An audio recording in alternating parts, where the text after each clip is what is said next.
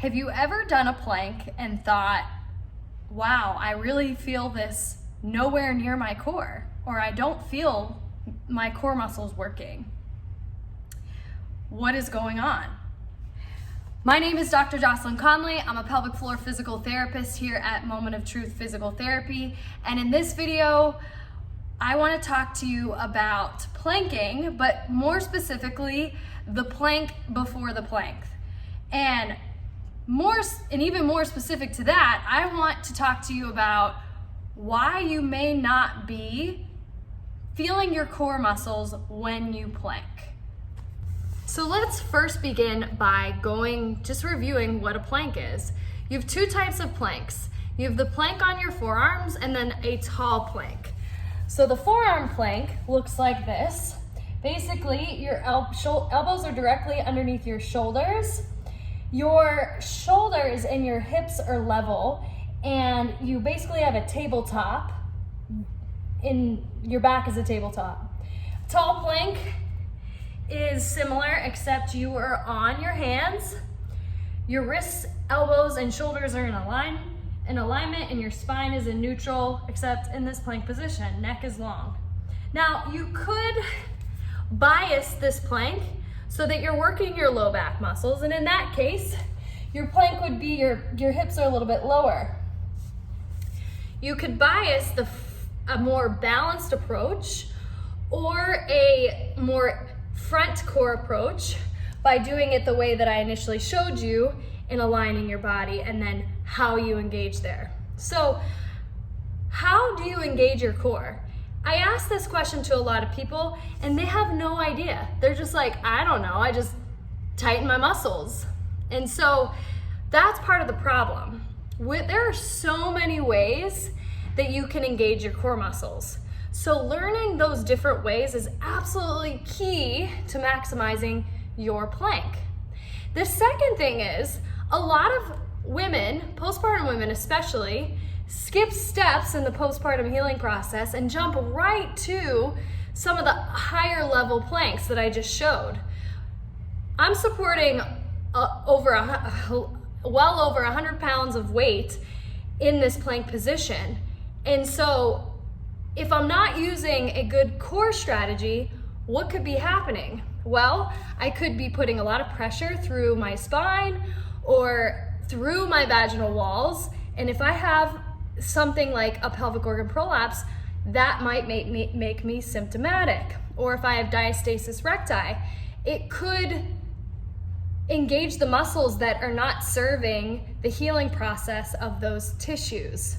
So early on in the postpartum healing process, we do the plank before the plank.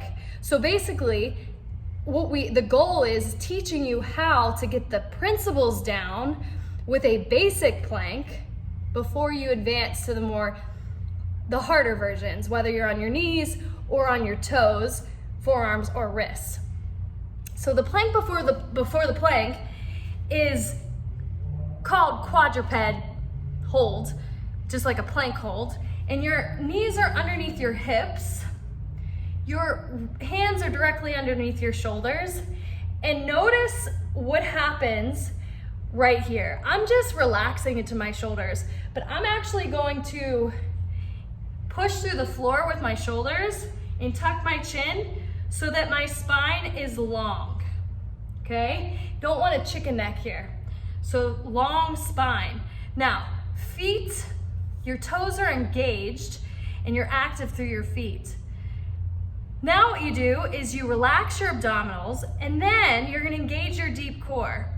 Sometimes we cue a person to gently connect with their pelvic floor and then draw in their belly button in towards their spine just a little bit. You don't want to do that too hard if you don't need to. The whole purpose of that is to just connect, build tension within your system so you could support your body weight. Then, can you breathe in this position? This could be pretty tiring, and how you can tell if you're getting tired is if you start rounding even a little bit, like this is not what I want. Or if I start to lose connection with my shoulders and like valleys show up between my shoulder blades. or you start to bend in your elbows or hyperextend your elbows. Those are all signs. Or if you start to hold your breath. This can get tiring pretty quick. So before you advance into a plank, see what this feels like. Can you maintain this active position through your hands with your feet, and then connect so that you feel this in your abdominals? If you can't, then we have to break this down and figure out why not. What's going on in your deep core that could be blocking you from connecting, so that this is a core exercise. And so oftentimes that deals with the transversus abdominis or the pelvic floor, or the way those two work together. The other thing is you might just not be connecting the way you think you are. So that is a different training process. But this is step one. Step two would be bringing your knees a little bit back. Even then, this is a no-no when you're working with me. Feet are down. Why? Because your feet are connected with your deep core, specifically to your pelvic floor. So we want to decrease how much we have to think.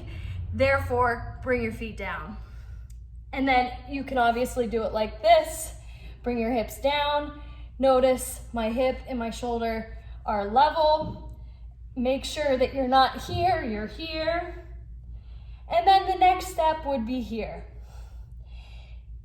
No matter what option that you choose, if you cannot breathe during a plank, we recommend that you scale back until you can breathe. Our core muscles are our marathon runners. Part of what they're supposed to do is to support us in a good posture without effort, so you're not like holding yourself super tight throughout the day as we are working, living, exercising.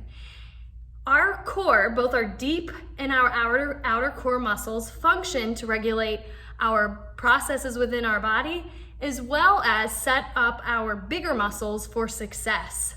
Like if you want strong glutes, if you want really strong legs, arms, the secret to that is developing a stable base, which is within your core. If you're struggling there, you might be training one part of the core and not part of the other core. So I hope this was helpful. If you are struggling with the plank, try the plank before the plank. Try to learn body awareness there. Once you get that down, advance it just a little bit, and then go through the same process until you're finally in a forearm tall plank or a push-up tall plank. If you're still having trouble connecting, reach out to us, visit our website, www.momentoftruthpt.com, and apply for a free discovery session, and we can see if we're a fit and if we can help you. If you thought this was helpful, please like this video. If you have any questions or comments, put them in the comments below. If you know someone that would benefit from watching this video, please share, and then don't forget to subscribe so that you are notified every time we put out new content. Thank you so much for watching.